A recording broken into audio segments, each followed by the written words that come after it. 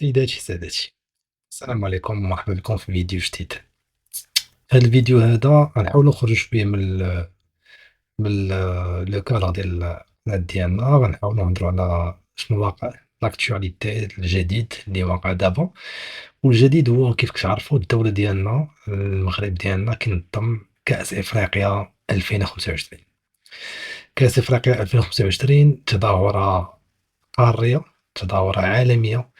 غادي يجيو عندنا بزاف ديال الناس من مختلف الجنسيات، وغادي يكونوا واحد غيكون واحد التوافد جماهيري غفير جدًا. باش يتأطر هاد الشي كامل، الجامعة الملكية لكرة القدم دارت واحد التطبيق، واحد l'application سميتها يلاه آب.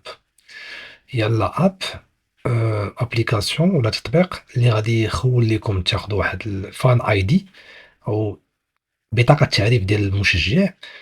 وهذه بطاقة التعريف ديال المشجع غتخليكم تاخدوا بها التذاكر ديال المقابلات، تشريو بها لي تيكي ديال لي ماتش وتدخلوا بها للستاد. وكاينين بزاف ديال الميزات اللي كاينين في هاد لابليكاسيون هادي.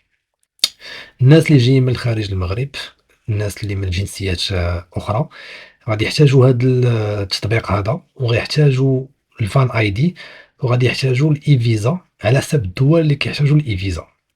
دونك غادي يقدروا ياخذوا الفيزا ديالهم، الفيزا الكترونيه من هذا التطبيق هذا. التطبيق هو سهل باش تقيد فيه. متوفر ديجا في اب ستور وفي بلاي ستور.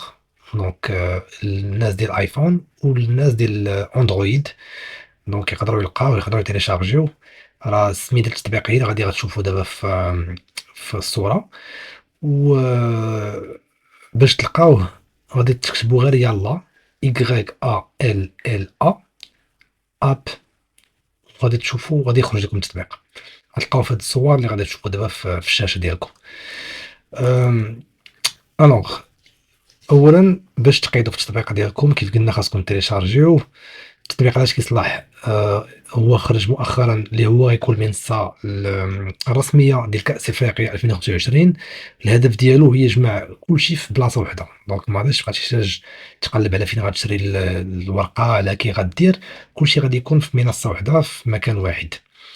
الماتشات اللي غيكونوا، التذاكر اللي غيكونوا، الاخبار، وحتى الانشطه اللي كاينين في الملاعب، والمدن اللي غادي تحتضن البطوله.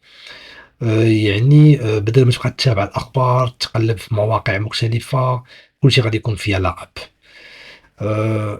الأقسام اللي غادي يكونوا في التطبيق، غادي يكونوا فيه المباريات وجداولها، الترتيب، التذاكر، الأخبار، فيديوهات رسمية للCAN إلى آخره. أنا صراحةً الفكرة عجباتني، فكرة زوينة. خصوصًا المغرب غادي يكون مركز اهتمام ديال إفريقيا كامل. وهذه من هذا التطبيق غيكون المغرب هو أول دولة رائدة في الرقمنة، والدولة اللي دخلات هاد الجديد هذا، وهاد الطريقة ديال باش تاخذ التذاكر ديالك. وهذا الشيء فخر كبير للبلاد ديالنا. آمم، ألوغ كيفاش تسجل في التطبيق؟ دابا غندوزو للنقطة المهمة، هي كيفاش تسجل وكيفاش تدخل. ملي غاتيليشارجي التطبيق كيف قلنا في اب ستور ولا في بلاي ستور، غادي تيليشارجي، غتدخلو. اول حاجه غيطلب منك تختار اللغه ديالك، تختار اللغه اللي بغيتي. كاينين العربيه، الفرنسيه والانجليزيه. ومن بعد كيدخلك الواجهه ديال التسجيل. التسجيل بزاف كتدخل الاسم ديالك، الكنيه ديالك او اللقب ديالك، تاريخ الازدياد، البلد ديالك، لادريس ميل، الايميل. وكتدخل المود باس ديالك. باش يوصلك واحد الكود، اللي سميتو او تي بي، وان تايم باسورد الا ما خفت تكذب. او تي بي هو الكود اللي تيخليك تكونفيرمي التسجيل ديالك وتاكد التسجيل ديالك في لادريس ميل ديالك. هنا انت تسجلتي. دابا مؤخرا ولا في هاد الايام هذيك وقعوا بعض المشاكل. كاينين الناس اللي ما قدروش يتسجلوا. بزاف ديال المشاكل وقعوا في لابليكاسيون. اما هاد الاو تي بي او ما يسمى بكود التفعيل ما كيوصلش، اما التطبيق كيتبلوكا، ولا ما كيتفتحش، إما باقي ما كيبانوش الماتشات ولا التذاكر، دي حاجة طبيعية، أولا كيقول لك سيرفيس not available، ما كاينش سيرفيس ما خدامش. آم، الحلول اللي كاينة حاليا، أول حاجة باش نكونوا واضحين، التطبيق راه تطبيق جديد، باقي جديد بزاف ويلاه خرج، وكاين ضغط كبير، ضغط كبير تبارك الله من المغاربة ومن الناس اللي في دول إفريقية اللي باغي ياخدوا التذاكر ديالهم ولا اللي باغي ياخدوا الفان اي دي ديالهم. آه، دابا ملي كيكون السباق يلاه كيخرج كيكونوا فيه مشاكل، حيت كيخرج واحد في الاول بث تجريبي ولا فيرسيون بيتا، ولكن فاش كيخرج للناس اللي العموم غون بوبليك تيكونوا بعض المشاكل اللي هذوك الديفلوبور ما عرفوهمش في الاول ولا ما لاحظوهمش، مع كثرة الضغط كيبدا يبانوا المشاكل.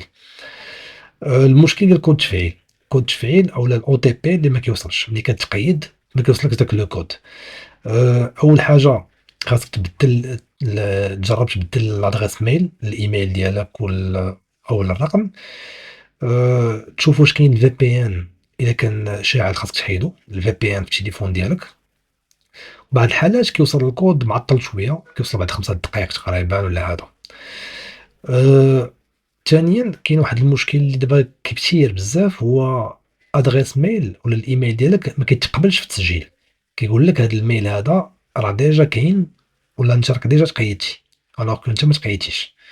الحل ديال هذه سهله، على حسب اخر الاخبار كيقول لك خاصك تدخل بادغيس ميل اوتلوك ولا اوت ميل ولا لايف، شي ادغيس ميل اخرى، ما تدخلش بادغيس ميل جيميل.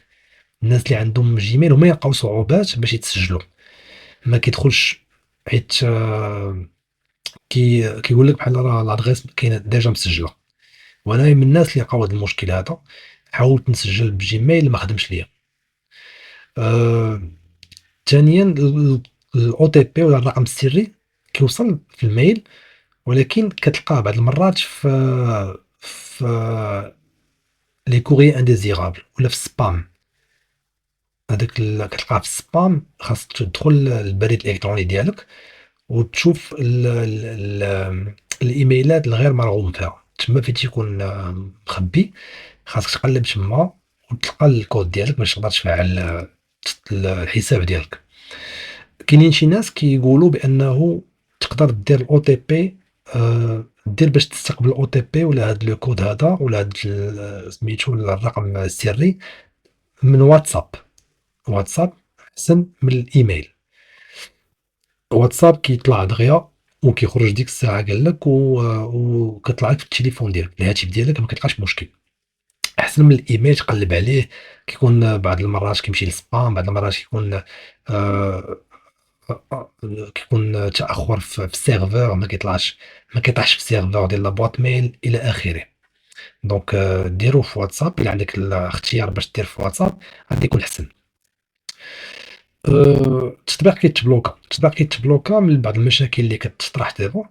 يمكن لك تعاود تمسح التطبيق وتعاود تيليشارجيه وشوف واش كاين عندك مساحة كافية في التليفون ديالك، واش عندك اسباس دو ستوكاج اللي كافي اللي كيخليك تدخل لابليكاسيون. التذاكر ما كيبانوش من المشاكل حتى هي اللي كتقال دابا، سي نورمال حيت باقي ما تلاحوش التذاكر يلاه كيتلاحوا تدريجيا ولا تلاحوا ولكن تدريجيا، باقي الناس يلاه كيلوحوهم تدريجيا. آم، باقي ما خرجش بشكل رسمي. هذه الخاصية هذه غتكون متاحة ملي غتبدا مرحلة بيع لي تيكي وغادي تشوفوا. اللغة كاينين قال لك العربية ما مزياناش، لكن راه ما تنساوش بأنه كاينين تحديثات جايين باقي لي ميزاجور ديال هذا التطبيق هذا وغادي يكون مزيان. وكاينين بعض الإشاعات كتقول بأنه يقدروا يدخلوا فيه الدارجة أو الأمازيغية إن شاء الله، هادو إشاعات. التطبيق صراحة عجبني، فكرة زوينة بزاف ومشرفة بالنسبة للدولة ديالنا المغربية، أول دولة اللي غدير هاد التطبيق خاص بلاكان. دونك شرف كبير لينا حنا كمغاربة. الحمد لله غاديين في الرقمنة. التطبيق خاصو شوية تطوير كيف قلنا، وخاصو شوية تحسين في التصميم والسرعة، ولكن هادشي كيجي مع الوقت. الواجهة راه زوينة، واخا كتحس به ثقيل شوية بعض المرات في الأجهزة القديمة في التليفونات القدام، ولكن التطبيق مزيان. زوين خاصو غير بعض التحسينات. هذا ما كان. دونك نتمنى نكون جاوبت على بعض الأسئلة. الخلاصة هاد يلاه آب خطوة كبيرة بزاف في الاتجاه الصحيح، وإن شاء الله غتكون طروفة لكأس العالم اللي غادي نتعلموا من هاد التجربة هادي، وغادي نديروا تطبيقات أحسن إن شاء الله. دخلوا، كنصحكم تدخلوا تيليشارجيو التطبيق في جوجل ستور، جوجل بلاي ولا اب ستور، وتيستيو، وخليو التعليقات ديالكم هنا وفي البلاي ستور والاب والجوجل والاب ستور، باش لي ديفلوبور يعرفوا شنو كاين المشكل ويقدروا يلقاو الحلول بسرعه، باش ما تبقاوش هاد الشيء يبقى غير في لي ريزو سوسيو. آه، باش نختم، يلا اب. نتمنى تكون عجبكم هذه الحلقة هذه. حاولنا نهضروا فيها على التطبيق، على كيفية التسجيل وعلى المشاكل اللي كاينة. قولوا لي في التعاليق ديالنا واش جربتوا التطبيق، شنو المشكل اللي واجهكم، وشنو كتظنوا على التنظيم ديال الكان في المغرب. ما تنساوش لايك، ابوني باش يوصلكم الجديد، وخليو الجرس مفعول باش ما تفلتوش حتى شي حلقة. نحاولوا نتكلموا على كاع المزايا، ونحاولوا نتكلموا على كاع الاكtualité اللي غتكون ان شاء الله، واذا كان شي جديد غنبارطاجي معكم. كان معكم سوب تولك، نشوفكم في الفيديو الجاي. السلام عليكم وعلى بروشين.